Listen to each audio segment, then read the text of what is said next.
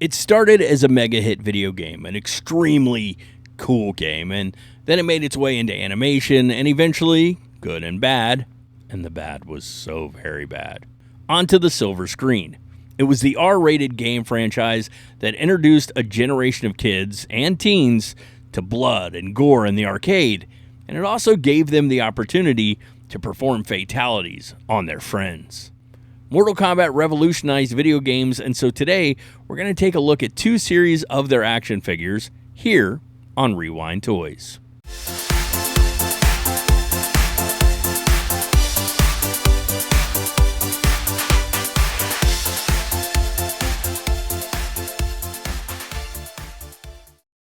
Hey there, friends. Jason Emmett back with you once again, and yes, this week we're going to talk about Mortal Kombat. Now, I was a huge fan of the first three games. Yes, I know, there are a bunch more out there, but those were the games of my era. And I was also a fan of the mythology behind those games. I also loved that first film. You know, the good one. Anyway, the franchise was big, and of course that means action figures. But who was going to make those action figures? Answer: why not the gang at Hasbro? You know, the same people that gave us G.I. Joe. The figures were released in 1994 to coincide with Mortal Kombat 2, one of my all-timeiest favoriteest games in the franchise. Now look, kids, you might not fully grasp the awesomeness of an arcade, which is a shame, but it was awesome. It was also like some of the best times ever, just hanging out at the mall, you know, with my buddies, dropping quarters into Mortal Kombat or Mortal Kombat 2 or whatever. So when they decided to create an action figure line to help promote the new game, well, that was just a super smart idea. The two entities, they were going to boost one another and help cross into different markets. Genius. Now, Hasbro was going to release them, and they had already released, it just hit me that I did that thing again that I sometimes do on the show, and we should have probably discussed Street Fighter 2 figures from Hasbro before this, because technically they came out the year before Mortal Kombat, but I didn't think about it then, and now I really want to talk about Mortal Kombat, so I'm gonna. Anyway, what you need to know about those Street Fighter figures is that they had been released as an official part of the G.I. Joe line, and the Mortal Kombat figures, well, they weren't. Now, that isn't to say Hasbro didn't do the exact same thing they did with the Street Fighter figures and use existing figure molds and like mix and match parts and then do a few repaints, because, well, they did. I mean, if it worked once, why not again, right? So the OG7 were the first to hit the market, and along with those came Goro, Shang Tsung, Reptile, and Smoke, which those last two, Reptile and Smoke, I mean, why not? You just slap a different color paint on Scorpion and Sub-Zero and you have Reptile and Smoke, so no-brainer. So I said the OG7. We had Sonya Blade, who was made up mostly of the Jinx action figure. Johnny Cage used parts from Major Blood. Raiden can be directly linked to the Cobra Bat. Liu Kang, just take a look at the chest on Road Pig, as well as Slice and a few other figures. Kano heavily resembles Dice, and of course Sub-Zero and Scorpion were just variations of Slice, once again with a few traded parts. Shang Tsung was taken mostly from Dojo, at least at first, and we'll get to that in a second. And Goro, well, he actually had pieces from Roadblock integrated in. Now, that isn't to say some of them didn't appear to be unique, but they didn't always look exactly like their game counterparts. I mean, they were similar, but not exact. That's all I'm saying. We also received a few variant figures. For example, if you wanted that Goro figure we just talked about, then you were getting a different Johnny Cage because they were packaged together. And Kano came with the combat cycle. I mean, every good action figure line needs vehicles, even if a motorcycle had nothing to do with Mortal Kombat. Now, Shang Tsung came with the Dragon Wing, which that one was cool because it was basically the boat we saw in the movie. We also had the Dragon MK1, which is where you would get your Reptile figure and was sort of like a speedboat kind of thing. I don't know.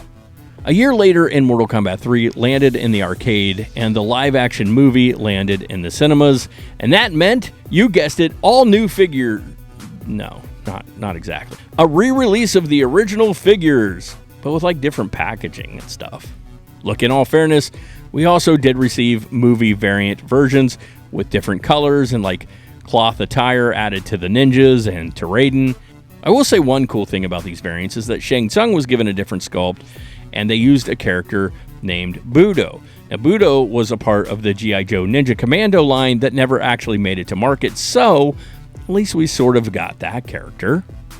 Interestingly enough, in this, for Sub-Zero and Scorpion, they just used a black ninja body mold, and then they threw on the yellow or blue cloak. What makes that so interesting is that Scorpion suddenly had a blue mask, which just felt a little lazy to me. I'm a little lazy, Hasbro. So now we're in 1996, and the deal that Hasbro had cut to create the figures, well, that's ended. For whatever reason, it wasn't renewed, and in steps UK company Toy Island. The Toy Island releases a line called Mortal Kombat Trilogy. Now here's what's interesting about these figures, which I currently collect, by the way.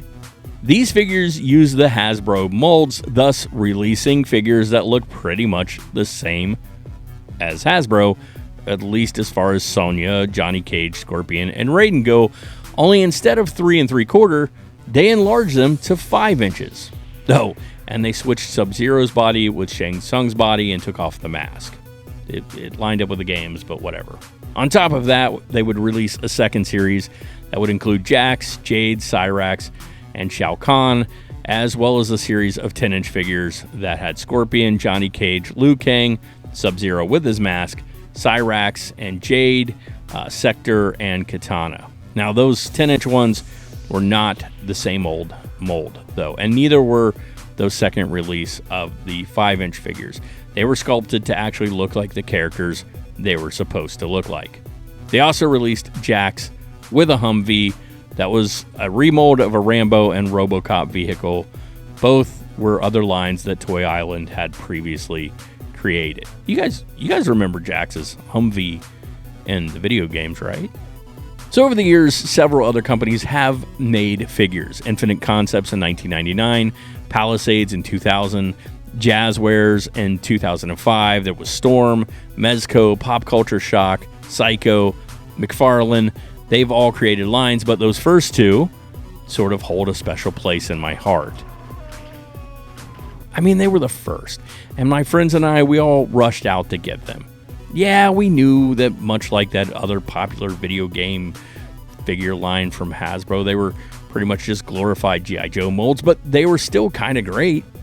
I'll also say the Infinite Concept line from 1999, those are really nice, but they're also really expensive these days.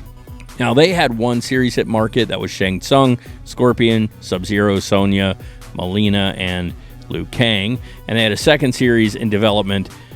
There were prototypes of that. They're out there somewhere. Those figures actually never made it to stores, but they were Jax, Katana, Reptile, Raiden, Johnny Cage, and Goro. If you have one of those, you're in luck. See, the thing is, though, is that I loved these characters, and I enjoy collecting these figures today. But how about you guys? Do we have any MK fans out there? Are you into the Hasbro line or maybe the Toy Island line? Drop us a comment so we can chat about it. I love talking this stuff with you guys. Hey, gang, you can follow us on Instagram. It's right up there. Check us out there. And to everyone who has hit like or shared these or subscribed, thank you so much. It means the world to me. It helps the show a lot. Just hitting, like or subscribe, it really boosts the show. So thank you for doing that. And for now, we're going to leave you. But remember, when it comes to G.I. Joe, if knowing is half the battle, then when it comes to collecting cool action figures, well, the search, that's half the fun. Finish him.